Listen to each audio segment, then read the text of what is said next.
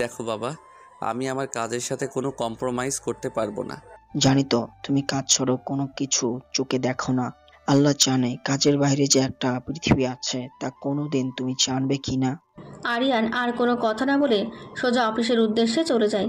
অনু কী করবে বুঝতেছে না, শুধু সবার মুখের দিকে তাকিয়ে ব্যাপারটা বোঝার চেষ্টা করছে। আরিয়ানের বাবা অনুকে বলে, কি আর করার বৌমা, তোমার বর যখন বলে গেছে তখন তোমাকে তো অফিসে যেতেই হবে, আমাদের আর কিছু বলার নাই। অনুর তো এবারেতে কোনো ড্রেস নেই যে তা পরে অফিসে যাবে, তাই অনুকে বাধ্য হয়ে বাড়িতে যেভাবে ছিল সেইভাবে সবার থেকে বিদায় নিয়ে অফিসের উদ্দেশ্যে রওনা দেয়। অফিসে সবাই অনুকে এই রূপে দেখে তো হাঁ করে তাকিয়ে আছে। অনু সবাইকে উদ্দেশ্য করে বলে, আমি মানুষ ভাই ও বোনেরা, আমাকে এইভাবে দেখার কোনো কারণ নাই। নিজের নিজস্ব কাজে মন দিন সবাই। অনু নিজের ড্রেসকে গিয়ে বসে ভাবছে, আল্লাহ, এমন মানুষ কেমন করে হয়? নিজের বিয়ে করা বউকে অফিসে আসতে বলে, তাও বিয়ের পরের দিন। বাবা গো বাবা, ভাবা যায় না এমন কাহিনী। এমন সময় আরিয়ান অনুকে কল করে নিজের কেবিনে আসতে বলে। অনু আরিয়ানের কেবিনে প্রবেশ করে দেখে অফিসের অনেকে সেখানে উপস্থিত। অনু আরিয়ানকে বলে, স্যার, আমাকে ডেকেছেন কেন?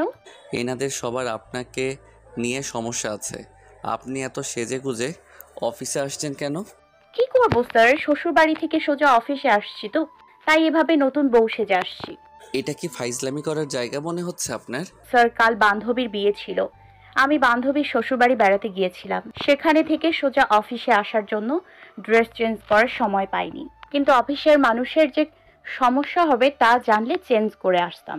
আপনাদের সবার উত্তর আশা করি পেয়ে গেছেন। এখন তাহলে সবাই আসতে পারেন। সবাই চলে যায়। অনু যাবে তখন আরিয়ান অনুকে তার কেবিনে থাকতে বলে। কি দরকার স্যার, বিচার তো করা হয়ে গেছে, এবার তাহলে আমিও আসি। আপনাকে যেতে না করছি না। আমি থাকলে আপনার বিপদ আছে, তাছাড়া আর কিছুই না। আরিয়ান নিজের সামনে চেয়ার দেখিয়ে অনুকে বসতে বলে। অনু নিজের শাড়ির আঁচল কোমরে পেঁচিয়ে গুজে দেয়। আরিয়ান নিজের চেয়ারে বসা ছিল। অনুর এভাবে শাড়ি কোমরে গুজে রাখার কারণ খুঁজে পায় না। তারপর অনু আরিয়ানের দেখানো চেয়ারে না বসে টেবিলের ওপরে যা কিছু ছিল সব কিছু ফেলে দেয়। আরিয়ান চেয়ার থেকে উঠে এসে অনুর সামনে দাঁড়িয়ে বলে, হোয়াট দ্য হেল, এসবের মানে কি অনু? মানেটা খুব সোজা, এখানে আমি কোন অধিকারে থাকবো, বউ নাকি পিয়ে?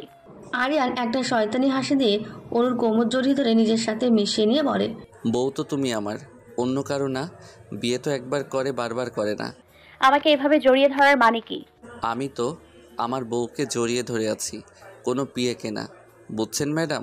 অনু এবার আরিয়ানের পায়ের ওপর পা দিয়ে জোরে করে ব্যথা দেয়।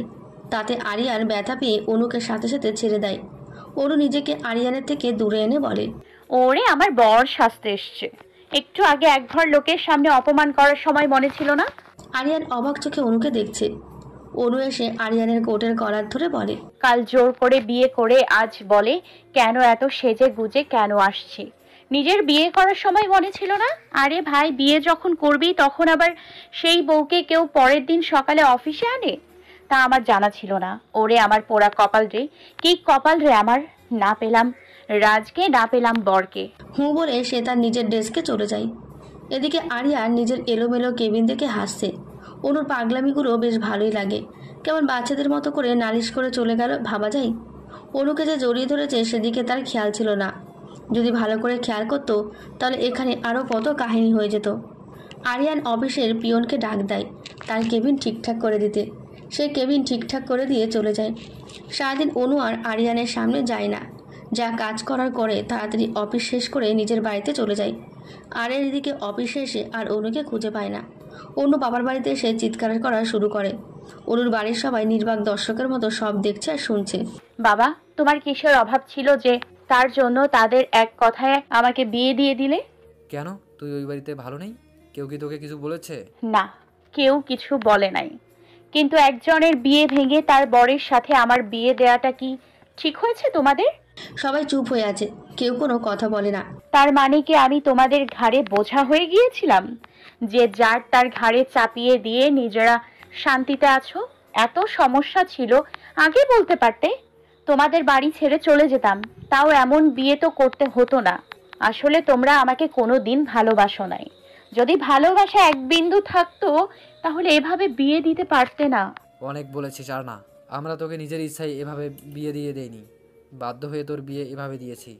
কেন, কিসের এত সমস্যা ছিল যে আমাকে বাধ্য হয়ে এভাবে বিয়ে দিতে হলো তোমাদের? তুই জানিস কিছুদিন আগে আমাদের কোম্পানি একটা ডিল করেছে, সেটা আর কোনো কোম্পানির সাথে না, চৌধুরী গ্রুপের সাথে।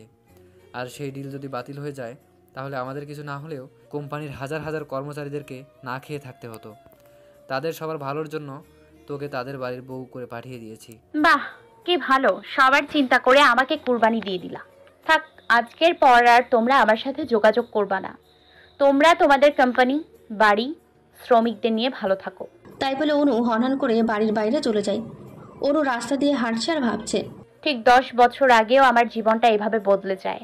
সেদিনও তাদের সাথে রাগারাগি করে খালামণির সাথে চলে যাই তার বাড়িতে, কারণ বাবা মার আমার জন্য সময় হয় না, তারা সব সময় ব্যস্ত।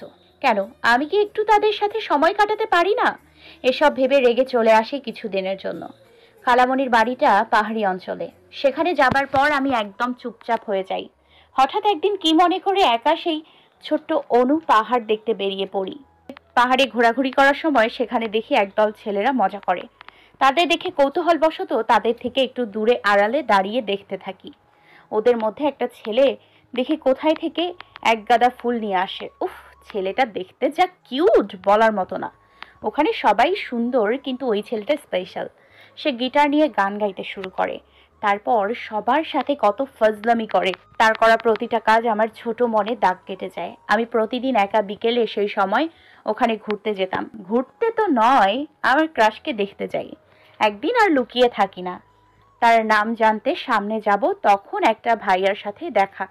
তাকে বলি, আচ্ছা ভাইয়া, ওই যে গিটার হাতে যে সিল্কি চুল, অনেক সুন্দর গান করে, তার নাম কি?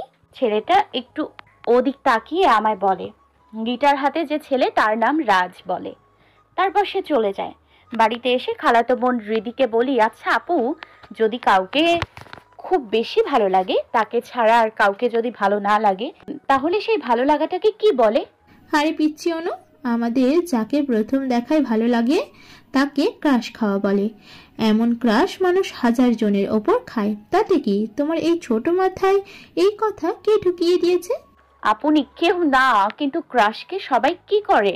যাকে তুমি এই জন্মে ভালোবেসে বা সংসার জীবনে পাবে না, কিন্তু তাকে নিয়ে তুমি কল্পনা করবে, তার মতো কাউকে বা তাকে পাওয়ার আশা করবে। মোট কথায় যাকে প্রথম দেখায় ভালো লাগে কিন্তু তাকে পেতে হবে এমন না। আমার বর বা ক্রাশের মতো হবে এটাই চাওয়া। আবার ক্রাশটা যদি বর হয় তাহলে তো কথাই নেই, সোনাই সোহাগা। প্রথম দেখায় ভালো লাগাকে ক্রাশ বলে, আর নিজের ক্রাশকে সবাই ভালোবাসে, তাদেরকে নিজের জীবনসঙ্গী হিসেবে পেতে চায়, আর নয়তো সবাই চায় ক্রাশের মতো বর পেতে। আমার ক্রাশটা যে কবে আমার বর হবে সেই আশাই আছি রে অনু। আমার সেই ছোট্ট মনে সেদিন রিদি আপুর কথাগুলো একদম গেঁথে যায়। সেদিন বিয়ে কি, ক্রাশ কি, বুঝি বা না বুঝি, তাও রাজকে আমার চাই। এরপর আবার অনু সেই পাহাড়ে যায়। রাজ যেদিন সবাইকে বলেছিল, আমার এমন মেয়ে পছন্দ যে গরিব কি বড়লোক তাকে দেখে বোঝা যাবে না, সে থাকবে একদম সাধারণ মেয়ের মতো, সে সবসময় চঞ্চল স্বভাবের হবে, অন্যায়ের প্রতিবাদ সবসময় করবে, তার জন্য তাকে যদি সবাই ভুলবো বুঝে সে কেয়ার করবে না, সত্যির সাথে সব সময় থাকবে, তাকে তো আমার চাই। রাজ সেদিন সবাইকে বলেছিল। অনু সেদিন রাজের সেই কথাগুলো মাথায় আর মনে সুই সুতো দিয়ে সেলাই করে নেয়। অনু মনে মনে বলে, আমিও আমার রাজের মনের মতো হব। এভাবে অনুর বেশ কিছুদিন ভালোই যাচ্ছিল। হঠাৎ করে একদিন বিকেলে পাহাড় থেকে এসে দেখে ওর বাবা মা নিতে চলে আসছে, সকালে নিয়ে চলে যাবে। তার খালার বাড়ি ঘোরাঘুরির দিন শেষ। সেদিন সারা রাত অনু ঘুমাতে পারে না। আজকের পর আর কি সত্যি তাকে দেখতে পারবো না? তার গান, মিষ্টি কথাগুলো কি শুনতে পারবো না? সবকিছুর অবসান হয়ে যায়। সকালে বাবা মার সাথে অনু ঢাকার উদ্দেশ্যে রওনা দেয়। তারপর থেকে ঢাকায় এসে অনু নিজেকে একদম বদলে ফেলে, নতুন অনু হয়ে যায়। বছর মাস দিন বদলে যেতে থাকে। তার সাথে অনুর মনে রাজ নামটা যেন খুব বেশি গেঁথে যায়। অনু রাজকে ছাড়া কোনোদিনও কোনো ছেলেকে কল্পনা করেনি। হয়তো ছোট অবুঝ মনের একতরফা ভালোবাসা, কিন্তু যে আছে কিনা তাকে পাবার আশায় মিথ্যে স্বপ্ন দেখার কি ঠিক? অনু আজ এই প্রশ্নের উত্তর খোঁজে। এরপরেও কতবার সে পাহাড়ে গেছে, কিন্তু রাজকে কখনো পায়নি, না তার কোনো খোঁজ পেয়েছে। তবুও তার রাজকে চাই। অনু এসব ভাবতে ভাবতে রাস্তার মাঝে চলে আসে। সামনে একটা দ্রুতগতিতে গাড়ি আসছে। সেই গাড়ির হেডলাইটের আলো চোখে লাগতেই অনু দু চোখ ঢেকে দেয়। আজ বুঝি আমি পটল তুলবো। কিন্তু না, অনু গাড়ির সাথে ধাক্কা খাওয়ার আগে আরিয়ান এসে অনুর হাত ধরে টেনে নিজের কাছে নিয়ে চলে আসে। আজ অনু মৃত্যুকে এতটা কাছে থেকে দেখে ভয়ে সামনের মানুষকে খুব শক্ত করে জড়িয়ে ধরে কান্না করা শুরু করে। আরিয়ানও কেন জানি অনুকে জড়িয়ে ধরে দাঁড়িয়ে আছে। অনু নিজেকে শান্ত করে সামনের মানুষকে ধন্যবাদ দিতে একটু সরে এসে দেখে তার বর। আরিয়ান খুব রেগে আছে। কিছু না বলে অনুর হাত ধরে সোজা গাড়িতে এনে বসিয়ে দেয়। একদম চুপ, কোনো কথা বলবে না। যদি বলছো তোমাকে একদম খুন করে ফেলবো আর লাশটা গুম করে দিব, কেউ কোনোদিন খুঁজে পাবে না। অনু চুপচাপ আরিয়ানের কথা শুনছে, কারণ আরিয়ান খুব রেগে আছে। ওকে দেখে অনুর খুব ভয় করছে।